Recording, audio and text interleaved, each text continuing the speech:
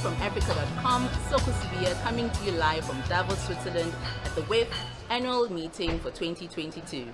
Join Teresa Clark from Africa.com, who sat down with Børge Brenden, the president of the World Economic Forum, as well as the CEO of Standard Bank, Tshabalala, to talk about how Africa's governments and large companies can tackle climate change issues, environmental, social, and governance issues. Hello, this is Teresa Clark. I'm the CEO and executive editor of Africa.com. Today, we have the distinct privilege to sit down with Børge Brenden, the president of the World Economic Forum. How are you today, Børge? No, thank you so much. It's been a good day so far. A lot of work now in the run-up to our annual meeting in Davos. Yes, I'm sure you're very happy that it's finally here. Now, let's turn to ESG. Do you think that the ESG framework that's been developed largely in Europe and the US can be adopted in the same way in Africa? I think Africa is already a leader on many of these areas. For me, the ESG is putting environment, social inclusion, and also governance at the core is something that benefits companies. You know, sometimes it's looked at, oh, this is like something that will reduce the profit of the company. No, it's quite the contrary. The cost of inaction far exceeds the cost of action. If you do well in the green transition, but also in inclusiveness and good governance, anti-corruption work, your company will do much better. And in a time of talentism, the most talented young people would like to work for companies that are setting a good standard, that don't only care about their those that own the company, but also those that work in the company and for the company and for society at large. Now, let's talk specifically about carbon. And given that Africa contributes only about 2% to the global carbon footprint, should it be allowed to catch up on its use of natural gas, for example, in order to close the gap on its need for energy in order to meet the Sustainable Development Goals? So in all the thinking around climate change, there has also been an approach that is common but differentiated obligations. At the same time, though, Africa is probably the continent worst hit by climate change, and it's the continent that has, as you alluded to, contributed the least to climate change. A continent of more than 1 billion people and only contributed 2% of the CO2 emissions. So, of course, in some areas, Africa will continue to grow. Natural gas that do emit half of what, for example, coal does. But I think we also need, in Africa, to try to decouple economic growth from growth in CO2 emissions, because Africa is also should be a leader in the renewable field. And Africa has huge opportunities, both when it comes to solar, when it comes to wind, when it's also come to hydro. So I'm optimistic that this green energy transition can create a lot of jobs and also is an opportunity for Africa. Can you tell us what role should financial institutions in Africa play to ensure that Africa does make progress on climate change?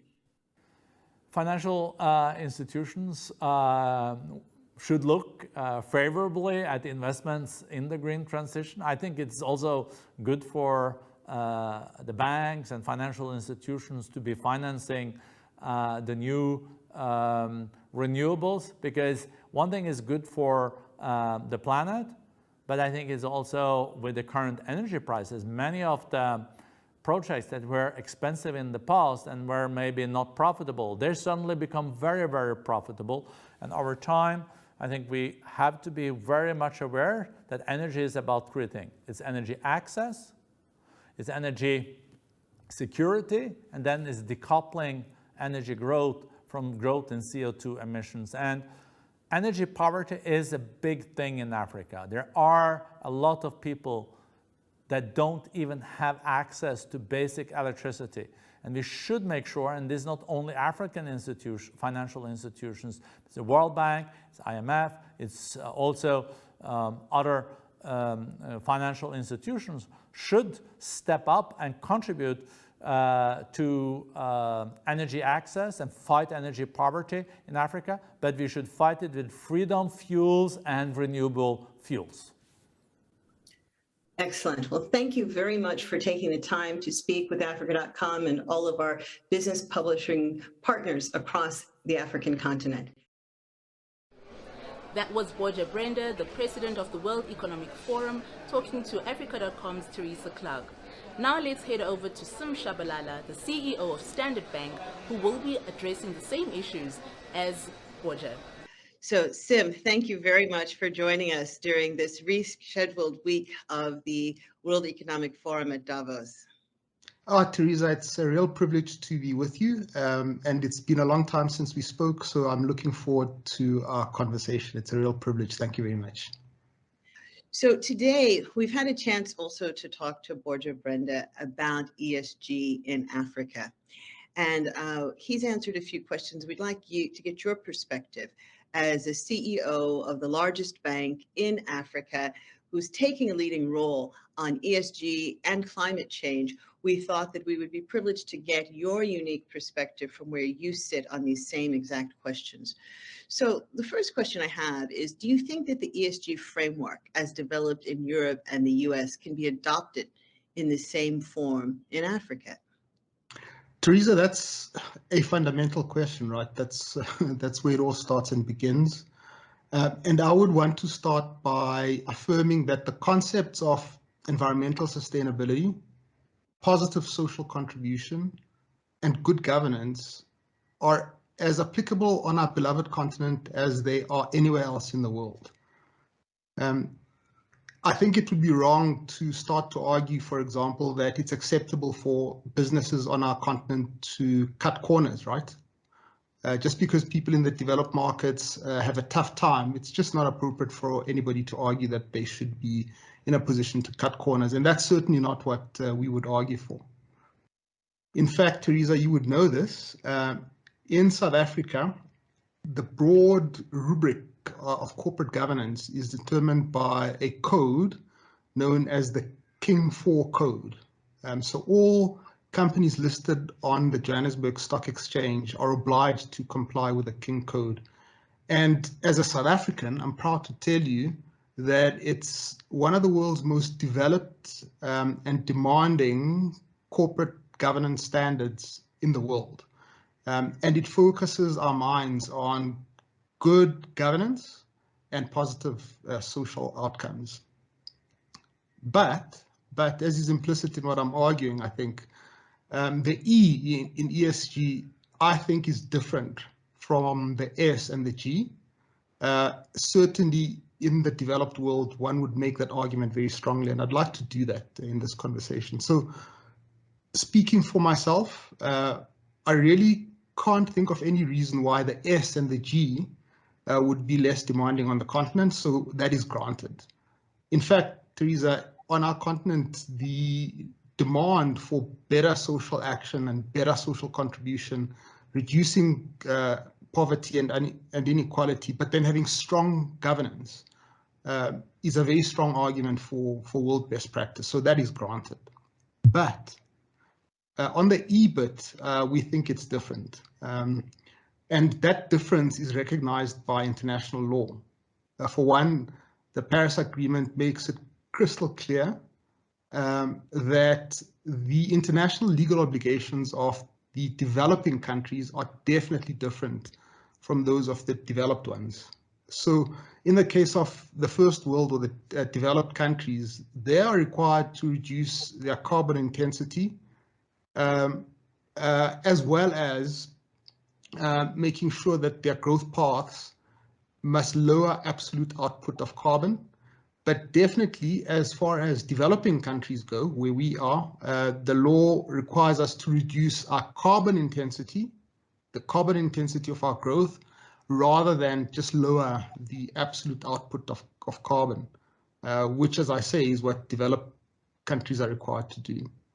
So it is important to say that Africa hasn't made a huge contribution to global warming, but in fact, by a cruel irony, we're going to suffer the biggest vulnerabilities as a result of the negative effects from global warming.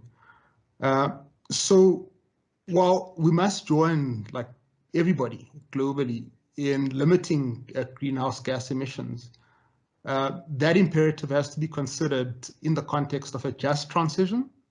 And the fact here is that fewer than 50% of the people in sub-Saharan Africa have access to electricity. And so in making demands in respect of environmental obligations, they have to go hand in glove with a social commitment, particularly the protection of jobs. And in fact, as I close on this question, Teresa, the World Bank has also said, we need to contemplate the financing of brown activities in the continent as we think about transitioning. And we think that that's right. But I've got no doubt that we must contribute to the reduction of our reliance on carbon for energy. We should decarbonize, but we should do so in the context of a just transition. Thank you, Teresa. Very, very helpful perspective, very comprehensive response. Thank you for sharing such a global view on this topic with us. So thank you for that. You clearly have a perspective with which to understand the critical nature of these questions as they relate to Africa and the multiple objectives that must be addressed. So that's very helpful. So we're going to stick for a moment to the topic of the environmental in ESG. And so as Africa contributes only about 2% to the global carbon footprint, do you think that Africa should be allowed to catch up, as it were, on its use of natural gas in order to close the gap on its need for energy in order to meet the SDGs?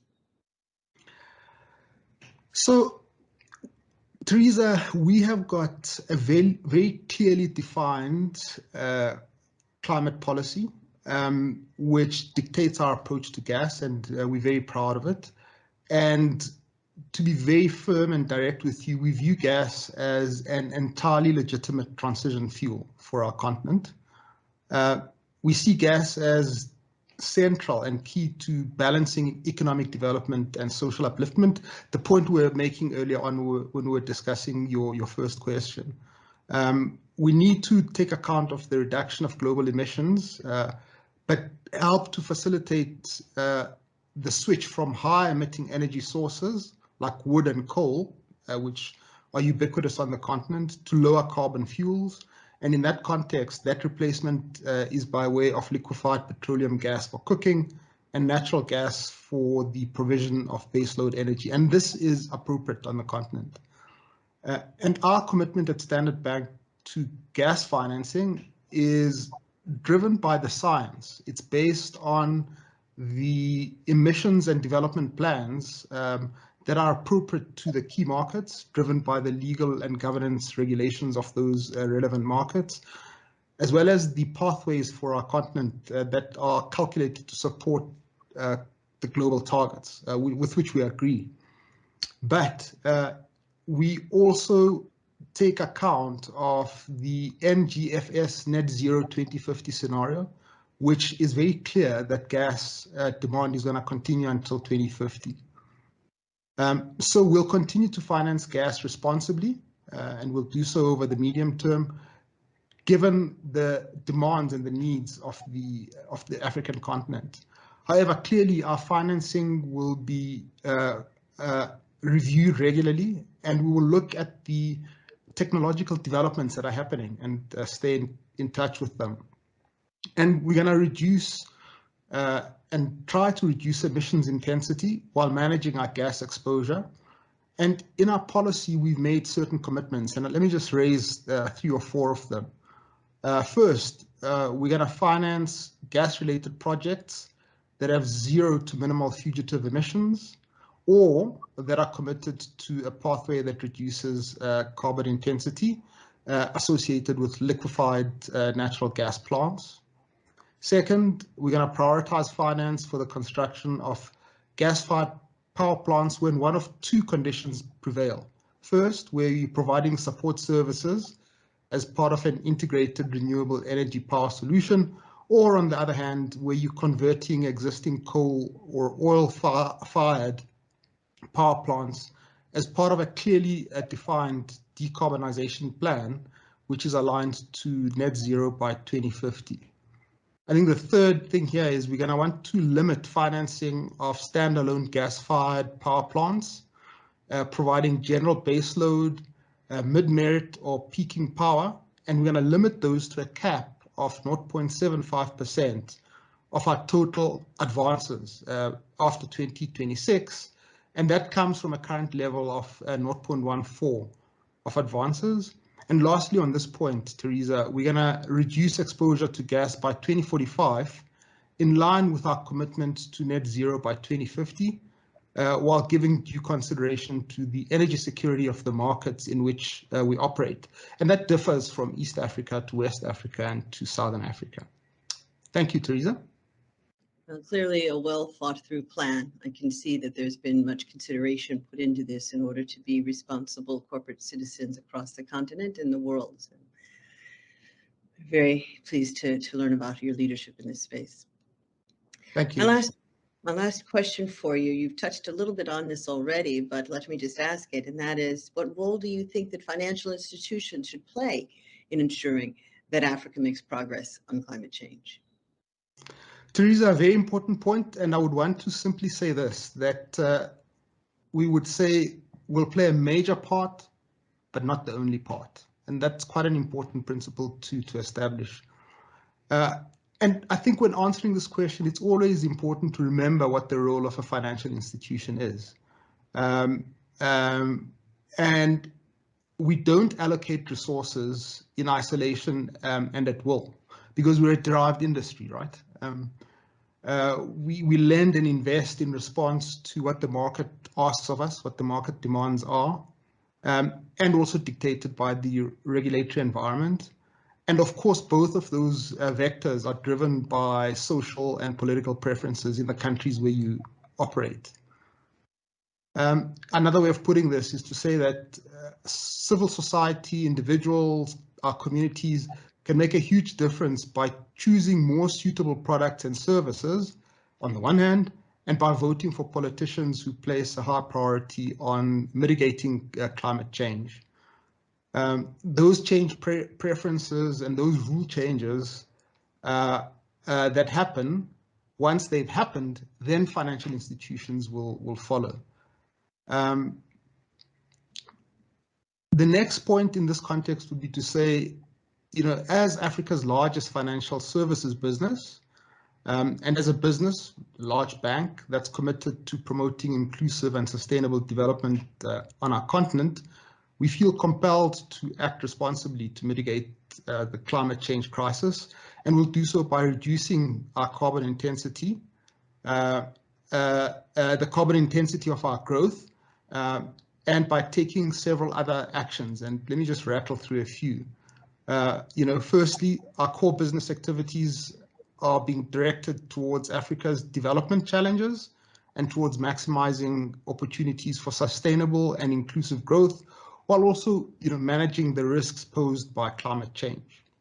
Second, our climate policy sets out our group's progressive short, medium, and long-term targets, which, as I say, are informed by science. Third, we've committed to achieving net zero carbon emissions from our own operations by 2040 and from our portfolio of financed emissions by 2050, again, aligned to the Paris Agreement. The next point to consider is that we'll reduce our financed emissions and simultaneously scale up our financing of renewables, the proliferation of reforestation, looking at climate smart agriculture, focusing on decarbonization and transition technologies, and of course by supporting the development of credible carbon offset programs. Next, a point to remember, Teresa, is that our bank is already a major funder of renewable energy projects. Since 2012, 86% of our new energy lending has been to renewable energy. And we've not financed any new coal-fired power stations since 2009. So in conclusion, the transition away from non-renewable energy will necessarily be a gradual and measured process. It'll be dialectical, and that is so given the widespread energy poverty across the continent, where less than 43% of our population has access to a national grid. I mean, it's staggering at this stage of human development. In our climate policy, we commit to achieving net zero carbon emissions with commitments for specific actions in relation to oil and thermal coal. And as I say, and as you can tell, we're very proud of that well thought out policy. Thank you, Teresa. Well, thank you, Sim, for just a very informative interview on a topic that is so important at the World Economic Forum Davos this week, but at Africa 365 days of the year, understanding ESG as it's being practiced by one of the largest players on the continent. Your perspective is clearly very well informed, very well analyzed, thought through, and respective of the people and the planet. And so our opportunity to hear from you on this topic really rounds out our understanding, and we're very appreciative of you taking the time during this very busy week to share these thoughts with us. Thank you so much. Teresa, thank you very much, and it was a real privilege to be with you, and it's great to be part of a conversation with Børge as well. Thank you. That was a fantastic conversation from two very thoughtful leaders and pioneers of climate change and how it affects the African continent.